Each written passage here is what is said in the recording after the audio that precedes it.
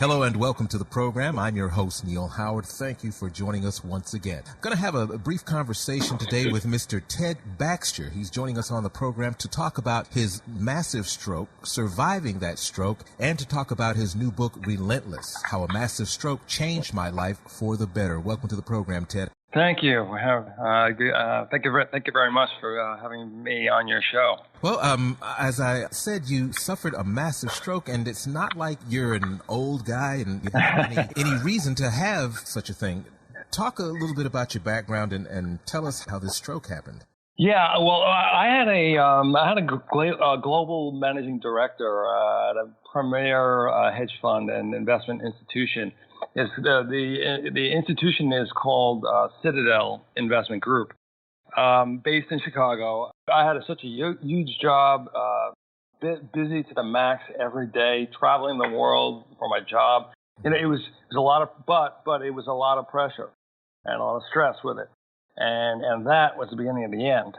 You know what I mean? But basically, you're living a good, successful life. Like you say, traveling internationally for a great job. And you're only 41 years of age, right? Yeah, 41. At the time, and you had this stroke. What were you doing when it happened? It was surreal. It was on a Thursday night on April 21st, 2005. When I came home from the airport, I was wondering whether the firm which I worked was profitable that day and what I was going to tell my boss and and the CEO. Mm-hmm. And then in the next minute, I was fighting for my life to see whether I'll be alive the next morning or not. Wow. So it was really it was a shocking tragedy. That particular day, it was a typical work day and busy. I worked at a hotel gym in London at 6 a.m. and I went to work and finished my day in London by 2 p.m. in time to catch a flight back to O'Hare in Chicago. It was just that. It was just after 8 p.m. Central Time, watching TV, and a commercial was on the TV. My wife asked me a question. I couldn't answer. And she repeatedly asked the question like the second or third times, but it got to the point now it was like 5 or 6 times she asked the question, the same question. I couldn't respond, and she suddenly became concerned. So at that moment, unaware by all who had been involved in this incident, I lost control of language. I lost the power of speech. And I lost the power of comprehending. If you'd have seen my expression of my face, it signifies panic, you know. And this was me that was saying about this, and nobody else would know because they couldn't. So it was pretty bad. And looking back, there were absolutely no warning signs, no symptoms. It just hit you just like that. No, this is the thing. Now, traveling was the big thing that I got used to when I took a lot of plane flights due to my job. You're supposed to wear compression socks on the plane, which I always wore them. My health was great. I exercised almost every day. Low cholesterol, didn't smoke, only drank modestly. My stroke situation was due to things like stress and pressure that were related to my job. In your book, Relentless, How a Massive Stroke Changed My Life for the Better, on page 44, you talk about a condition called aphasia. What is that condition, and why in the book do you describe how surprised you are that not a lot of people know what it is? This is the thing. I have aphasia, which usually comes with having a stroke mm-hmm. or a head injury. It's an impediment of language. So sometimes I need a little more time to process sentences mm-hmm. and or finding the right words. But when I had the stroke, I had full-on aphasia or global aphasia, which is what the pathologist used as a proper term. Mm-hmm. Since then, albeit this is 13 years ago, I worked my tail off to improve myself. I'm still practicing on this, and this is all about its language, how you get better to communicate with people. whether it's speaking or writing. I couldn't the first time. You lost that.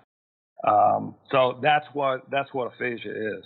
Now, you mentioned that not only could you not answer your wife, the loss of the power of speech, but you were having difficulty comprehending what people are saying or your physical environment. And now that you're better, much better, which came back first, the comprehension or the speech? How did it begin to get better for you? Yeah, the first thing that came back was comprehension. Right, so I could see if somebody is saying the word of a shocking tragedy. I know the guy, so to express that to me, but I couldn't tell him. I couldn't say those words. So first that came back was comprehension. And the second was my speaking with the same time with my writing. So my writing got better, and it could be the next could be month one, and then month two it switched. So in month two my speaking got better, and my writing, I don't know, it just hangs out. You know what I mean? So it was always. They always published were in concert with each other. Well, as you're traveling around and living your life, the little everyday activities, not to mention speech and comprehension being a huge, and the ability to write. What about some of the other little tasks that we all take for granted? How are those affected? Yeah, like the things like going to Starbucks and order a latte. That took me like two years to practice that, and to know I can only go into Starbucks and get a latte. I couldn't get like a non-fat mocha latte. I couldn't do that. So now I can do it, but at that point that was the worst. And then the other thing that really bothers me, I couldn't walk my dog without avoiding talking with people, which is when you just have a stroke or you have aphasia, you just have aphasia, you're trying to get yourself better. So to have that dog, you walk them down the street. You don't want to talk to more people, because then they're gonna get it's gonna be a big problem for you. So anyway, those are two things that sticks in my head. So Starbucks was a problem before it got better. Walking the dog and trying to avoid discussions and encounters with people. Just walking your dog. What about with close friends and family? How were they affected, and how did they give you support? Yeah, well, the fact that I have a wife, and that she was with me from when this journey started, and to right now. I mean, she's not my wife now, but whatever. At the point, it was a special bond that we created, and this is not I talking about it. She's like.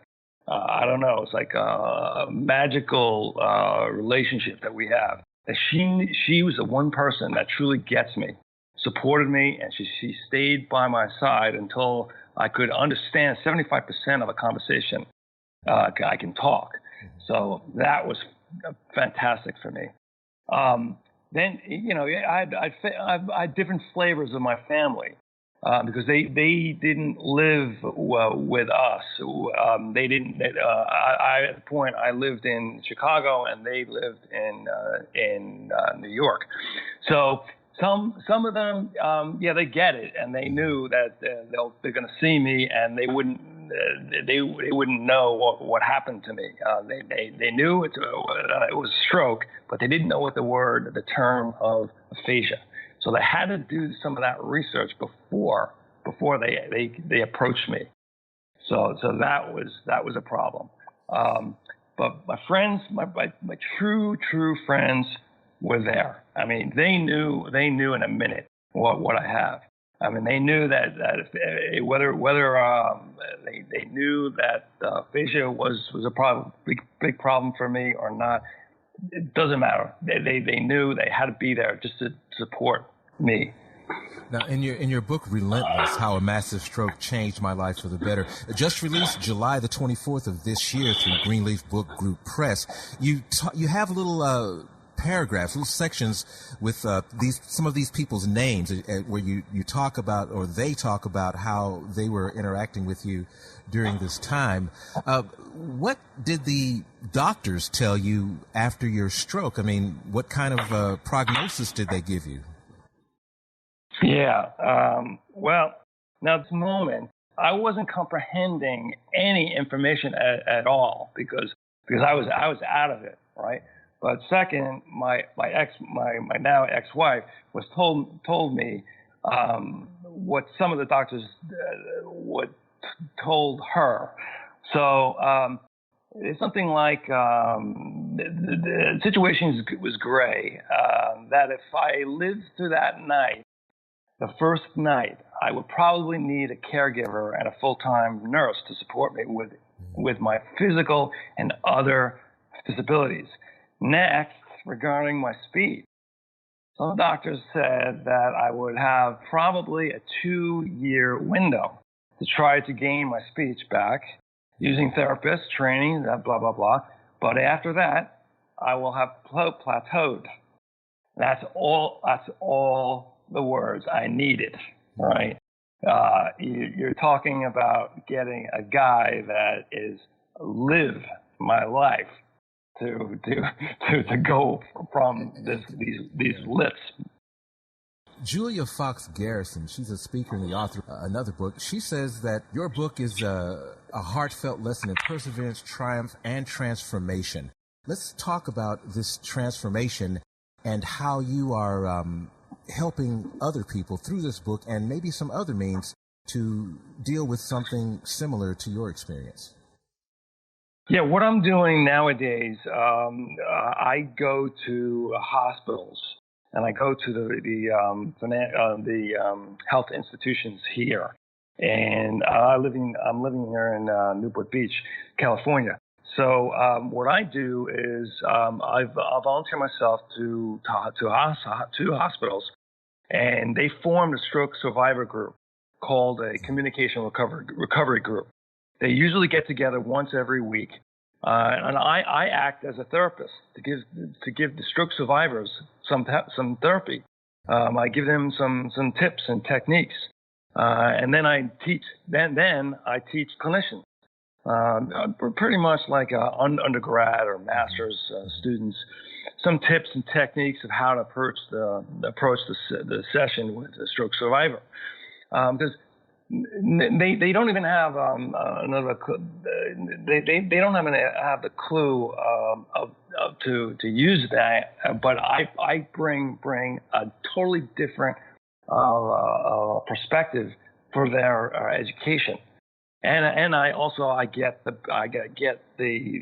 gratitude from giving it back to the stroke survivors and aphasia. And that greatly helps the healing process, I'm sure, as your healing process continues. Absolutely. Well, where can our listeners get a copy of your book and possibly go online and learn more about you? I think what you could do is you can reading my memoir, you can use your own life experiences to teach as an important lesson. But you can go towards my website, which it's tedwbaxter.com. Or if you want to go, you can towards the Facebook, which I'm a Facebook, Ted W. Baxter at Facebook.com, and nowadays it's if you get a Instagram, account. So I also have that, which is it's called Ted W. Baxter Author. Well, it's been a pleasure speaking with you today, Ted, and I wish you even more success than you're already receiving. Thank you so much for joining us on the program today. Okay, thank you very much. Thanks to you. You've been listening to Health Professional Radio. I'm your host, Neil Howard. Transcripts and audio of this show are available at hpr.fm and at healthprofessionalradio.com.au. You can subscribe to this podcast on iTunes, listen in and download at SoundCloud, and be sure and visit our affiliates page at hpr.fm.